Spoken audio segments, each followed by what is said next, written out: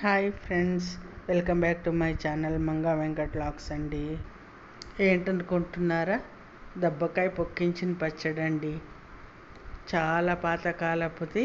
మీకు ఎలా చేయాలో చూపించబోతున్నాను, చూసి నేర్చేసుకోండి. ఇందులో కొన్ని టిప్స్ ట్రిక్స్ చూపించలేదు, చెప్పాను. తప్పకుండా ట్రై చేయండి. అలాగే మొదటిసారి చూస్తున్న వాళ్ళు నా వీడియోని చూసి పక్కనే బెల్ ఐకాన్ ఉంటుంది, అది ప్రెస్ చేసి ఆల్ అనే ఆప్షన్ వస్తుంది, అది నొక్కండి. ముందుగా దబ్బకాయని ముక్కలు చేసుకుందాం.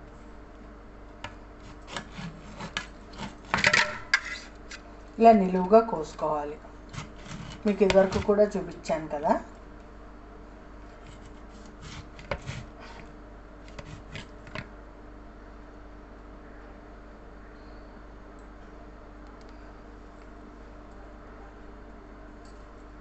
గింజలుంటే తీసేసుకోవాలి.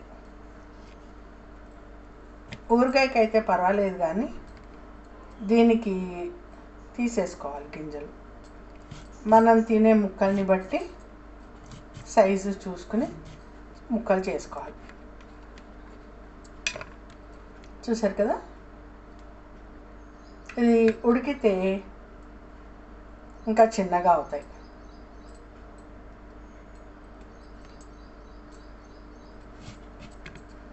చాలా బాగుంటుందండి. చాలా పాతకాలపు వంట ఇది. మా అమ్మమ్మలు, మా నాయనమ్మలు వాళ్ళు చేసినది ఇది. నిజానికి మా చిన్నప్పుడు దబ్బకాయ తెలీదు.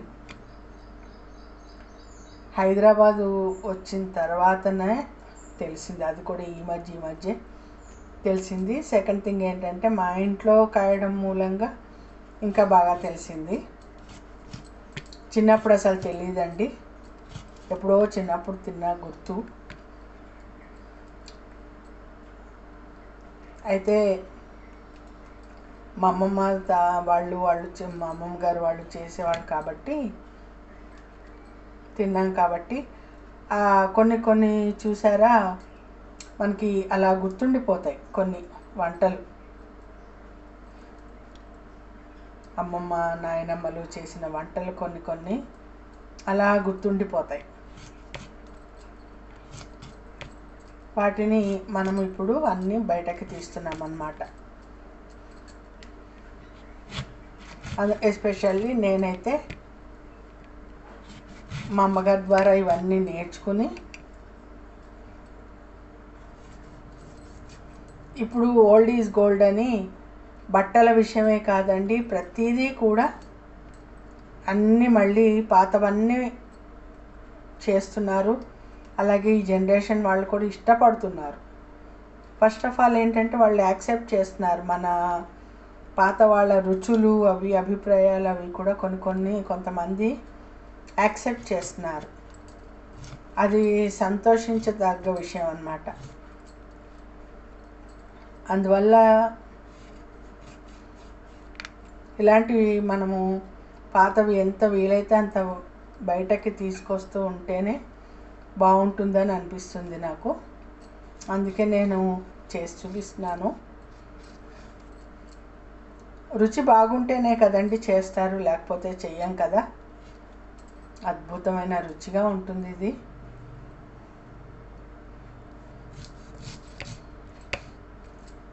దీనికి కొంచెం ఉడకడానికి కొంచెం టైం ఎక్కువ పడుతుంది. ఇది పొక్కించిన పచ్చడి అన్నమాట. అయితే నేను దీనికి ఒక చిట్కా కనిపెట్టాను. నేను ఆల్రెడీ ఇదివరకు చేశాను కాబట్టి నాకు తెలుసు ఏంటనేది. ముందు నేను మీకు చెప్తాను. కొంతమంది తొక్క తీసేసి పైన చెక్కు తీసేసి లోపల తొనలు మాత్రమే, బత్తాయి తొనల్లా వచ్చేసి అలా కూడా ఉడకపెట్టుకుంటారు. కానీ మనకి ఈ ముక్క ఊరే కొద్దీ చాలా బాగుంటుంది.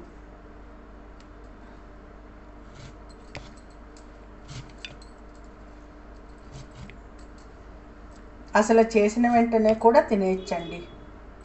మనం చేసుకునే విధానంలోనే ఉంటుంది. నేను ఆ విధానం ఏంటో మీకు చూపిస్తాను.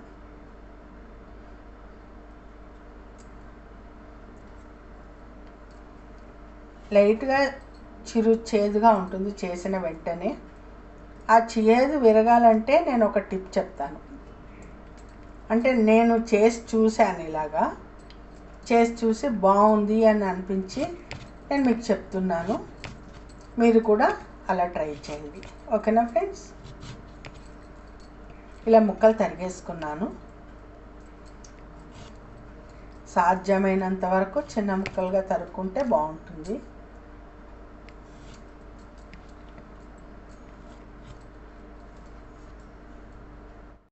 అలాగే ఇందులోకి పచ్చిమిరపకాయలు, ఇవి కూడా ఉడికించుకుంటే ఊరి చాలా చాలా బాగుంటుంది. చూసారా, నేను మీకు వీడియో చేస్తూ నేను చెప్తుంటేనే నాకు నోట్లో నీళ్ళు ఊరుతున్నాయి. అంటే ఆలోచించండి ఈ పచ్చడి ఎంత బాగుంటుంది అనేది.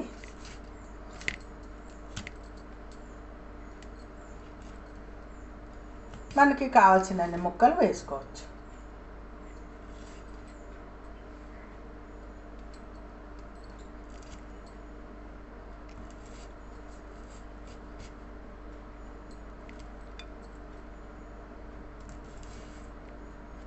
అయిపోయింది కదా, నెక్స్ట్ ప్రాసెస్లోకి వెళ్దాం. నేను ముందుగా మూకుడు పెట్టుకుని కొద్దిగా నూనె వేసుకున్నాను. వేసుకుని ముందు పోపు వేయించుకుందాం. యాక్చువల్గా ఎండుకారం కూడా వేసి చేసుకోవచ్చు. ఆవపిండి మెంతిపిండి రెడీ ఉంటే నా దగ్గర అది ఉంది. కాకపోతే పోపు కారంతో చేసుకున్నది చాలా చాలా బాగుంటుంది. అందుకని ముందుగా ఒక అర చెంచాడు మెంతులు, ఒక చెంచాడు ఆవాలు, ఇది పాలింగువ, పచ్చడి ఇంగువ అన్నమాట. చాలా మంచి స్మెల్ వస్తుంది, అలాగే రుచి కూడా బాగుంటుంది. పోపు వేయించుకోవడానికి మాత్రం ఎక్కువ నూనె వేసుకోకూడదు. ఇప్పుడు పోపు వేగిపోయింది కదా, ఎండుమిరపకాయ వేస్తున్నాను.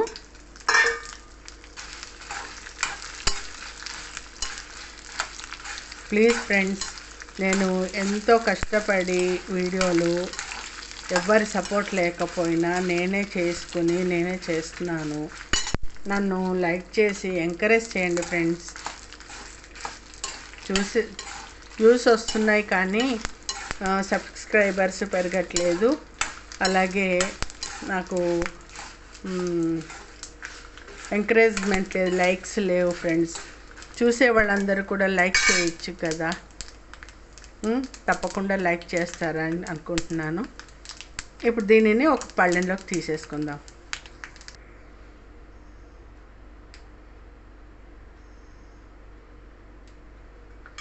ఇప్పుడు స్టవ్ పెద్దగా పెట్టుకుని కొంచెం ముందు నూనె కాచి చల్లారి పెట్టుకుందాం. పచ్చళ్ళలోకి నూనె కావాలి కదా, చివరిలో పెట్టే బదులు కాచి చల్లారి పెట్టుకున్నాం అనుకోండి, మనకి పని సులువుగా అయిపోతుంది కదా. పోపుని పళ్ళెంలోకి తీసేసుకున్నాను. ఇప్పుడు నూనె కాగింది, దీన్ని కూడా ఒక డిష్లోకి తీసేసుకుందాం. చల్లారుతుంది, మనకి ముక్కలు ఉడికేలోపు చల్లారుతుంది. మరి కొంచెం నూనె వేసుకుందాం.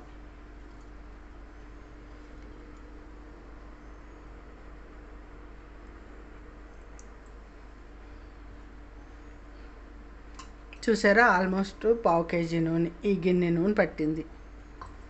అది పావు కేజీ గిన్నె అన్నమాట.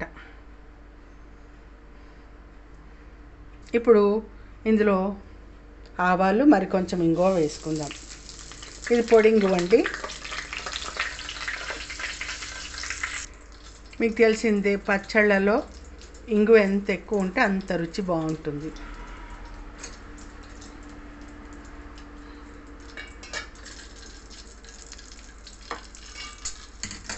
ఈ ఆవాలు కూడా వేడికి చిటపట్లాడుతూ చక్కగా వేగిపోతాయి, మాడిపోకుండా. ఇప్పుడు ఈ ముక్కలు వేసేసుకుందాం ఇందులో.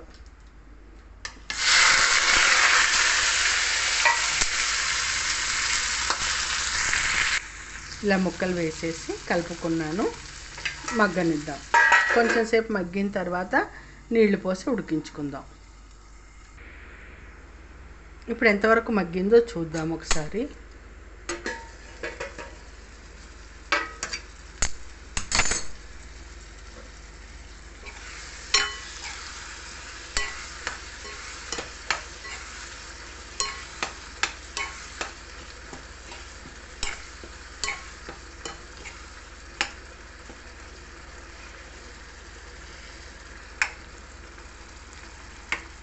ఇప్పుడు ఇందులో ఒక టంబ్లర్ నీళ్లు పోస్తున్నాను. ఒక పెద్ద గ్లాసు నీళ్ళు అనుకోండి.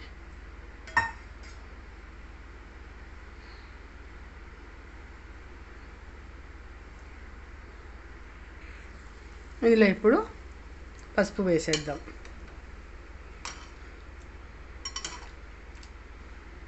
అలాగే రుచికి సరిపడా ఉప్పు.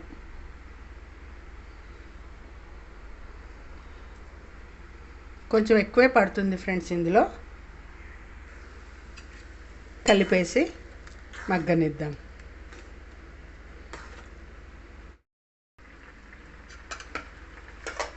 ఇప్పుడు ఇందులో బెల్లం వేసేసుకుందాం రుచికి సరిపడా.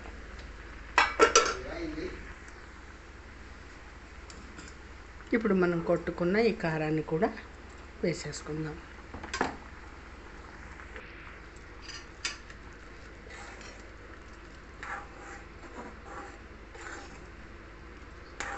మనం ఇలా చేసుకున్నామనుకోండి, బాగా ఉడికించి ఉప్పు కారం అది బాగా నూనె సరిగ్గా ఉంటే నెల్లాళ్ళైనా పాడవదు, బయట పెట్టుంచినా కూడా. చూడండి, నేను మీకు ముక్క చూపిస్తున్నాను. వేడిగా ఉంది.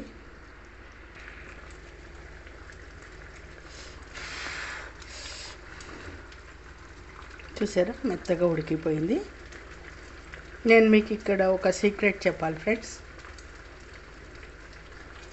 నేను కుక్కర్లో ఒక 5-6 విజిల్స్ రానిచ్చేసాను, తొందరగా అయిపోతుందని. ఏదైనా ఉడకడమే కాబట్టి మొత్తానికి నేను మూకుట్లో నూనె ఉప్పు అన్నీ వేసేసి కాసేపు ఉడికిన తర్వాత కుక్కర్లో పెట్టి నేను ఒక 5-6 విజిల్స్ రానిచ్చా.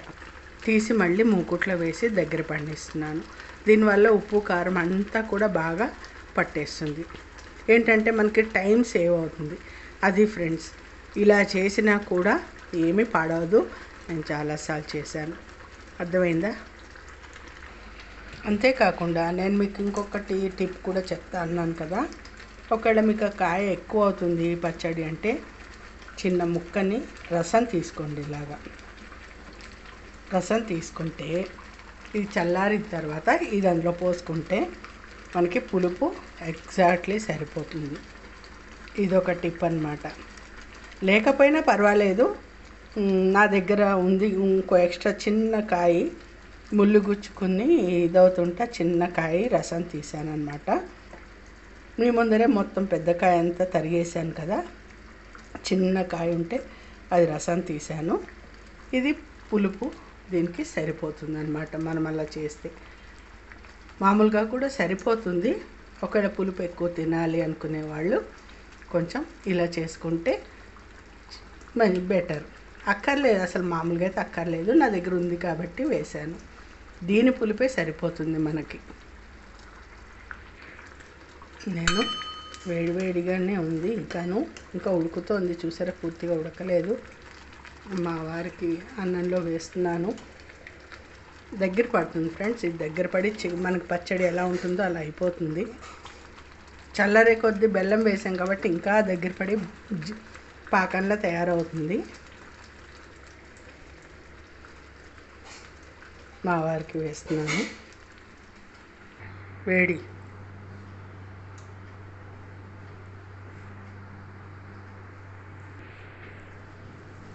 ఉడికిందా ముక్క? ఉడికేస్తుంది, పూర్తిగా అయిపోతుంది.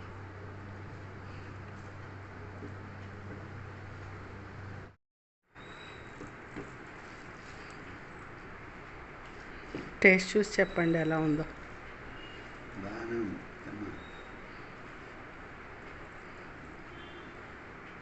సరిపోయిందా ఉప్పు కారం అదన్నీ? మా వారు కొంచెం వీడియో చూస్తూ మాట్లాడడానికి ఇబ్బంది పడతారండి, ఇంకా అందుకోసమని మామూలుగా మాట్లాడి ఇంకా ఆపేసుకోవచ్చండి. ఈ బెల్లం వేసాం కదా, ఇది దగ్గర పడితే చిక్కబడిపోతుంది, ఇది ఆపేసేయచ్చు. చల్లారిన తర్వాత ఈ రసమును ఇంగు నూనె పోసి కలుపుతాను. ఇంగు నూనె వేసేయచ్చు అనుకోండి, ఇందులో ఏం పర్వాలేదు.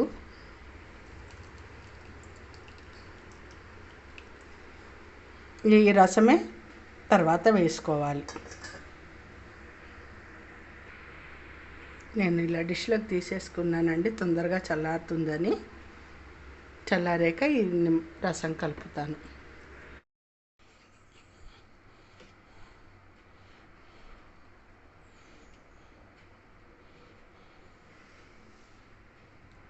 నేను కూడా తింటున్నాను. ఇంకా వేడిగానే ఉంది ఫ్రెండ్స్, చల్లారలేదు. ఆకలేస్తోంది.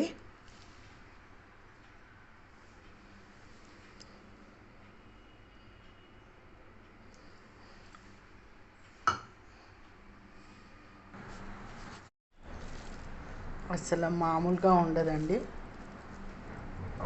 మా వారు చెట్టు కాసిన కాయలన్నీ అయిపోయాయి, ఈసారి పొక్కించిన పచ్చడి చేయలేదేంటి అని అడిగితే అప్పుడు సడన్గా గుర్తొచ్చిందండి.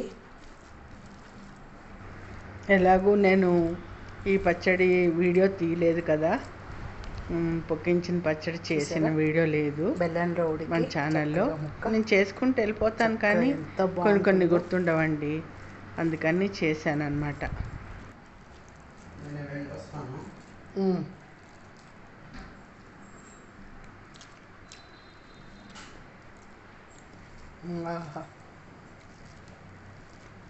మామూలుగా లేదండి,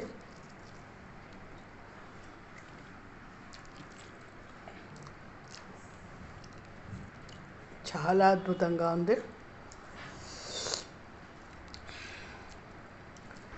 నేను చేశానని కాదండి, ఈ పచ్చడి రుచే వేరు, అద్భుతంగా ఉంటుంది, చాలా అద్భుతంగా ఉంటుంది. మార్కెట్లో దొరుకుతాయి, ఇప్పుడు తెచ్చుకొని ట్రై చేయండి.